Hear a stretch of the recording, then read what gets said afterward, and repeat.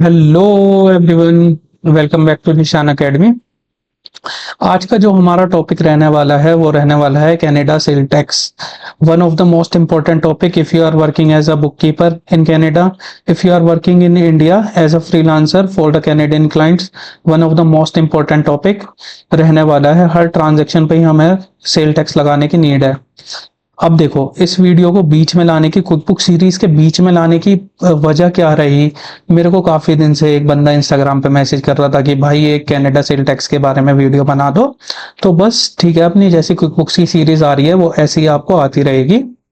ये खाली बीच में एक कनाडा सेल टैक्स की वीडियो मेरे को इस वजह से बनानी पड़ी। ठीक है, तो ये one of the most important topic है। आप without wasting time let's jump directly on the topic. अगर मैं कनाडा सेल टैक्स की ओवरव्यू के बारे में बात करूं, तो कनाडा में जो सेल टैक्स है ना, वो आपको चार तरह के मिल जाएंगे। अब वो चार तरह के क्या है? जीएसटी है, एचएसटी है, पीएसटी है और क्यूएसटी है। ठीक है, इन चारों को अब हम डिटेल्ड में समझेंगे। अब जीएसटी क्या है? जीएसटी हमारा गुड्स एंड सर्विस टैक्स है। ठीक है, और जीएसटी हमारा फेडरल टैक्स है, मतलब सेंट्रल गवर्नमेंट की तरफ से जो टैक्स लग रहा है। और इसका फिक्स रेट है जो कि है 5%। ठीक है, क्लियर है इतना? दोबारा से मैं अपनी बात को रिपीट कर देता हूँ। GST is a goods and service tax जो कि फेडरल गवर्नमेंट वो करती है, और ये हमारा फिक्स है जो कि 5% है। अब एक एग्जाम्पल बता देता हूँ। एग्जाम्पल है अल्बर्टा। अल्बर्टा में खाली जीएसटी लगता है, कोई स्टेट टैक्स नहीं है, खाली फेडरल गवर्नमेंट के पास 5% टैक्स आ रहा है। ठीक है, एज अ कस्टमर अगर मैं कुछ भी बाय करता हूँ, खाली मेरे को 5% जीएसटी पे करना है और डेट्स ऑल। तो ये हमारा जीएसटी हो गया। अब उसके बाद चलते हैं पीएसटी के बारे में। अब पीएसटी है क्या? पीएसटी है प्रोविजनल सेल टैक्स। नाम से ही पता लग रहा है प्रोविजनल, मतलब कि हर प्रोविजन पे डिफरेंट डिफरेंट लगेगा। नाम से ही इतना क्लियर हो रहा है। अब जीएसटी था हमारा फिक्स 5%। अब ये है प्रोविजनल, मतलब कि जितनी भी डिफरेंट डिफरेंट प्रोविजन है उन पे ये अलग अलग लगेगा।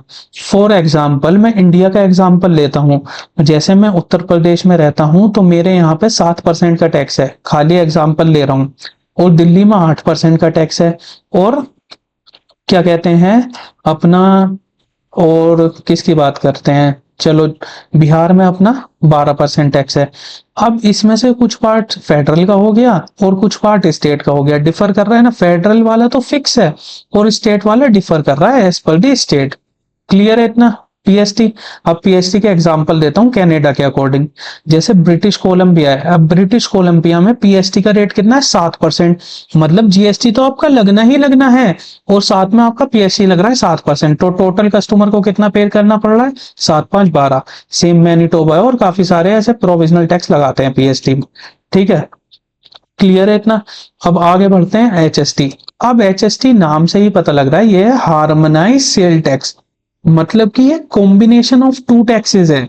मतलब जैसे अभी इससे पहले मैं मैनिटोबा की बात करूं, मैनिटोबा में क्या था? मैं एज अ कस्टमर दो टैक्स पे कर रहा था, जीएसटी भी दे रहा था इनवॉइसेस पे और पीएसटी भी दे रहा था। अब क्या हुआ कि एक एचएसटी टैक्स बना। एचएसटी मतलब कुछ स्टेट्स ने, कुछ प्रोविजन ने ये बोला फेडरल गवर्नमेंट से कि आप तो 5% ले ही रहे हो, हम 7% ले रहे हैं, 7 5 12, 12 के 12 तो कस्टमर से ले रहे हैं। क्यों ना हम उन्हें अलग अलग ना देके एक ही फॉर्म दिखाएं, एक ही नाम दे दें। तो अपना फेडरल गवर्नमेंट एग्री कर गई और उन्होंने बना दिया एक नाम, harmonise sale tax which is HST. अब इसके कैनेडियन एग्जांपल देता हूं। जैसे ओनिटोरिया में 13% एचएसटी है।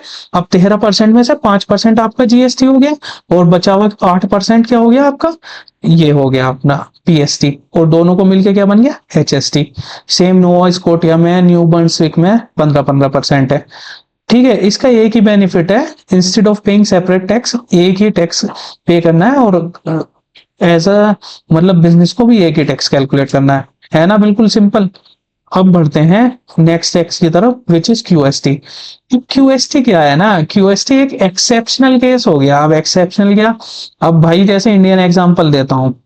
उत्तर प्रदेश की गवर्नमेंट ने बोला कि हम अपना स्टेट टैक्स कैलकुलेट लेते हैं 9% और आपको फेडरल देते ही देते हैं 5%। ठीक है, तो 9 5 कितना हो गया, 14% हो गया। तो हम इसको और स्टेट ने नाम दे दिया इसको एचएसटी। हम तो अलग है भाई, हम तो क्यूएसटी नाम देंगे। ऐसी एक प्रोविजन है कनाडा में जिसका नाम है क्यूबेक, उसने बोला कि हम एचएसटी नाम ना देके क्यूबेक सेल टैक्स देंगे, क्यूएसटी सेम है एवरीथिंग। क्यूबेक में जो है हमारा पीएसटी मतलब प्रोविजनल टैक्स कितना लग रहा है 9.975 और जीएसटी 5% तो फिक्स ही है, तो दोनों को मिला के कस्टमर से ले रहे हैं 14.975 और उसे किस नाम से ले रहे हैं, क्यूएसटी के नाम से। ठीक है ना, सॉर्टेड हो गया। अब बढ़ते हैं हम taxable zero rated and exempt supplies की तरफ। अब देखो हमें पता लग गया जीएसटी क्या है, क्यूएसटी क्या है, पीएसटी क्या है, एचएसटी क्या है। भाई हमें टैक्स तो पता लग गया, टैक्स क्या है, कितना लग रहा है, क्यों लग रहा है और कैसे लग रहा है, लेकिन किन चीजों पे लग रहा है ये थोड़ा क्लियर कर देते हैं। अब देखो कनाडा में जो हमारे गुड्स एंड सर्विसेज है ना वो 3 कैटेगरी में फॉल करते हैं। पहला हमारी हो गई टैक्सेबल सप्लाईज, सेकंड हमारी हो गई जीरो रेटेड सप्लाईज और थर्ड हो गई हमारी एग्जम्प्ट सप्लाई। टैक्सेबल सप्लाईज तो समझ में आता है कि ठीक है भाई इन पे हमें फुल टैक्स देना है, मतलब जैसे 14% टैक्स है एक इस प्रोविजन में तो 14 का 14 देना है। ठीक है, मोस्ट गुड्स एंड सर्विसेज जो होती हैं हमारी टैक्सेबल सप्लाईज होती है। अब जीरो रेटेड सप्लाईज भी होती हैं। जीरो रेटेड मतलब जैसे ग्रोसरी और प्रिस्क्रिप्शन ड्रग, अब इनका जब इनवॉइस बनेगा ना उनमें टैक्स तो लगेगा लेकिन टैक्स रहेगा जीरो। अब भाई कि जब जीरो ही लेना है तो इन्हें एग्जाम क्यों नहीं रखा, इन्हें जीरो रेटेड नाम क्यों दिया, वो इसलिए दिया क्योंकि इन पे हमें आईटीसी मिलेगा, input tax credit. Input tax credit आगे समझेंगे और ये वाला पॉइंट आपको तभी क्लियर हो जाएगा। अब थर्ड सप्लाईज की बात करते हैं तो थर्ड है हमारी एग्जाम सप्लाईज। एग्जाम मतलब हेल्थ केयर, चिल्ड्रन एजुकेशन, इन पे कोई चार्ज नहीं, कोई टैक्स चार्ज नहीं होता। ठीक है, क्लियर है आपको सप्लाईज का कॉन्सेप्ट। अब आते हैं आईटीसी, इनपुट टैक्स क्रेडिट। अब इनपुट टैक्स क्रेडिट होता क्या है, इनपुट टैक्स क्रेडिट बिजनेस को अलाउ करता है रिकवर करने में जीएसटी एचएसटी। अब मैं समझाता हूं बहुत अच्छे एग्जांपल लेके। अब देखो मैं एक बिजनेस हूं, अब मैंने मेरा एक कंसल्टिंग का बिजनेस है जिशान अकाउंटिंग के नाम से। ठीक है, जिशान अकाउंटिंग पीवीटी एलटीडी। अब मैंने क्या करा, मैंने एक अपने ऑफिस के लिए एक एसी खरीदा और उस एसी पे मैंने 2000 का टैक्स पे करा, किसे, कस्टमर को, क्योंकि उस टाइम पे मैं कस्टमर था। अब जब मैंने 2000 का टैक्स पे कर दिया और मैंने अपनी सेल्स करी 1 लाख की जिसपे मेरे को टैक्स बना 15,000। अब मैं गवर्नमेंट को बोलूंगा कि 15,000 तो मैं तुम्हें दे दूंगा लेकिन मैंने भी तो 2000 का टैक्स दिया है, तो गवर्नमेंट बोलेगी चल तो भाई तू मुझे नेट दे दे, तूने 2 का दिया है 15 का कैलकुलेट करा है तो 2 15 में से 2 घटा दे, तू मुझे 13,000 दे दे। ये है आईटीसी, इनपुट टैक्स क्रेडिट।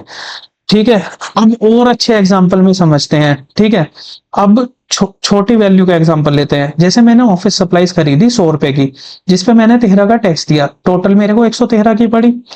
अब मैं क्या करूंगा, उस 13 रुपए को वापस ले लूंगा, किससे, उससे नहीं जिसे मैंने टैक्स दिया है जिस बंदे को, गवर्नमेंट से। अब मैं अपना इनपुट टैक्स क्रेडिट फाइल करूंगा और वो मेरे को वापस मिल जाएगा। ठीक है, समझ आ गया, नहीं समझ में आया तो एक और बार समझते हैं। देखो आईटीसी नाम से पता लग रहा है इनपुट टैक्स क्रेडिट, मतलब मैं एज अ बिजनेस ओनर जो टैक्स पे कर रहा हूं वो वापस ले लूंगा। अब क्यों ले रहा हूं, क्योंकि डुप्लीकेसी ऑफ टैक्स हो जाएगा। अब जैसे मैंने, मेरा बुक्स का बिजनेस है, अब मैंने बुक्स बनाने के लिए रॉ मटेरियल खरीदा 1 लाख का जिसपे मैंने 13,000 टैक्स पे करा, तो 13,000 तो मैंने पहले बुक्स का टैक्स पे कर दिया और जब मैंने बुक्स बेची वो 2 लाख की, मैंने 26,000 रुपए कस्टमर से कलेक्ट कर लिया, तो 13 तो मैंने अपने पहले दे दिए ना, तो 26 में से 13 हटा के मैं गवर्नमेंट को 13 दूंगा, उसे कहते हैं इनपुट टैक्स क्रेडिट। ठीक है, क्लियर है, आई होप अब समझ में आ गया होगा। ना समझ में आए तुरंत कमेंट करना है और मैं आपको बताऊंगा। ठीक है भाई, अब हमारे को जीएसटी एचएसटी पीएसटी क्यूएसटी सब समझ में आ गया, हमें टैक्सेबल सप्लाई समझ में आ गई, एग्जाम सप्लाई समझ में आ गई, जीरो रेटेड सप्लाई समझ में आ गई और हमको आईटीसी भी समझ में आ गया। अब जीएसटी मैंडेटरी है क्या, हाँ भाई, एक सर्टेन फॉर्म पे जब आपका बिजनेस पहुंच जाए ना तो आपके लिए मैंडेटरी हो जाता है। अब मैं बताता हूं कैसे। अगर मैं बिजनेस ओनर हूं और मैंने लास्ट 4 क्वार्टर में मतलब कि लास्ट ईयर में मैंने $30,000 से ज्यादा की सेल करी है, तो मेरे लिए मैंडेटरी है जीएसटी रजिस्ट्रेशन कराना। और $30,000 की नहीं कराई तब मेरे लिए ऑप्शनल है कि भाई मैं ले भी सकता हूँ ना भी ले सकता हूँ। लेकिन मेरा काम है कंसल्टिंग का, मैं अपने क्लाइंट्स को कंसल्टिंग देता हूँ, बुक कीपिंग देता हूँ। तो मैं अपने सारे क्लाइंट्स को बोलता हूँ कि चाहे तुम 30,000 की सेल करो ना करो, तुम टैक्स ये जीएसटी रजिस्ट्रेशन ले लो। उसका क्या फायदा है, आईटीसी भाई इनपुट टैक्स क्रेडिट मिल जाएगा जो हम खरीद रहे हैं परचेज पे हमें। तो जीएसटी रजिस्ट्रेशन समझ में आ गया किस पे मैंडेटरी हो जाता है। अब बढ़ते हैं भाई, ये फाइल इनकी डेडलाइन क्या है और किसे कब फाइल करना होता है। अब देखो, फाइलिंग की जो डेडलाइन है ना, वो थोड़ी सी यहाँ डिफरेंट है। अब डिफरेंट कैसे है, अगर मैंने एक साल में क्या कहते हैं खाली 1.5 मिलियन तक की सेल करी, ठीक है, तो मैं हर साल भर दूंगा टैक्स, टैक्स फाइलिंग हर साल कर दूंगा। लेकिन अगर मेरी जो है सेल्स वो 1.5 लाख से इंक्रीज हो गई और 6 लाख से कम है, तो अब गवर्नमेंट बोल रही है भाई अब तू क्वार्टरली कर, तू अब ज्यादा कमा रहा है तो क्वार्टरली पे कर। ठीक है, अब मेरी 6 मिलियन से भी ज्यादा इंक्रीज हो गई सेल, अब गवर्नमेंट बोलेगी अब तो बहुत ज्यादा कमा रहा है, अब तो मंथली सेल टैक्स पे कर। तो ये डिफर करती है as per the income criteria of business. ठीक है, आपको स्क्रीन पे भी ये सारी चीजें दिख रही हैं, नोट्स बना लो, पेंसिल कॉपी लेके बैठो और हाथों हाथ अपने लिए नोट्स बना लो, स्क्रीनशॉट ले लो। ठीक है, दोबारा बता देता हूं मैं। मंथली फाइलिंग उन्हें करनी पड़ती है जिनकी सेल 6 मिलियन से ज्यादा हो जाती है। क्वार्टरली फाइलिंग उन्हें करनी पड़ती है जिनकी सेल 1.5 मिलियन से 6 मिलियन के बीच में होती है। और एनुअल फाइलिंग उन्हें करनी होती है जिनकी सेल लेस देन 1.5 मिलियन होती है। क्लियर है? आई होप अब ये सब आपको क्लियर हो गया होगा। अब मैं बता देता हूँ स्मार्ट की टेक अवेज। अब ये मैंने किस लिए बनाए, एज अ बुक कीपर बनाए मैंने। अब देखो, एज अ बुक कीपर सबसे पहले आपको अपना टैक्स टाइप समझना होगा कि मतलब आप कौन से प्रोविजन में हो, वहां क्या लग रहा है, जीएसटी लग रहा है, जैसे अल्बर्टा में बैठा हूं मैं तो खाली जीएसटी लग रहा है, और पीएसटी लग रहा है क्या यहाँ पे, या एचएसटी लग रहा है या क्यूएसटी लग रहा है। तो सबसे पहले आप अपने टैक्स को समझो कि आपके यहाँ पे कौन सा टैक्स लग रहा है। ठीक है, और सेकंड, आप रजिस्टर करो। $30,000 तक की सेल पहुंचते ही आप रजिस्टर करवाओ अपने क्लाइंट से। और अगर उससे कम है उसकी सेल तब भी आप उसको बोलो कि भाई आप आईटीसी ले सकते हो, तो आप रजिस्टर कर दो। और फाइल ऑन टाइम, आप उनको टैक्स समरीज टाइम पे बना के दो कि इतना आपने टैक्स पे करा और इतना आपने टैक्स कलेक्ट करा, और आप गवर्नमेंट को इतना पे कर दो। बेस्ड ऑन कितना, उनकी सेल के अकॉर्डिंग। अगर उनकी सेल 6 मिलियन से ज्यादा है तो मंथली उनको टैक्स समरी बना के दो। अगर 6 मिलियन से कम है और 1.5 मिलियन से ज्यादा है तो क्वार्टरली, और 1.5 मिलियन से कम है तो एनुअली। ठीक है, ये इससे ज्यादा कनाडा सेल टैक्स में कुछ भी नहीं। शॉर्ट वीडियो और best video, end to end हर एक चीज हमने इसमें कवर कर ली। ठीक है, अब एक और चीज बताता हूं एज अ बुक कीपर जो कि आप लोगों को समझनी पड़ेगी।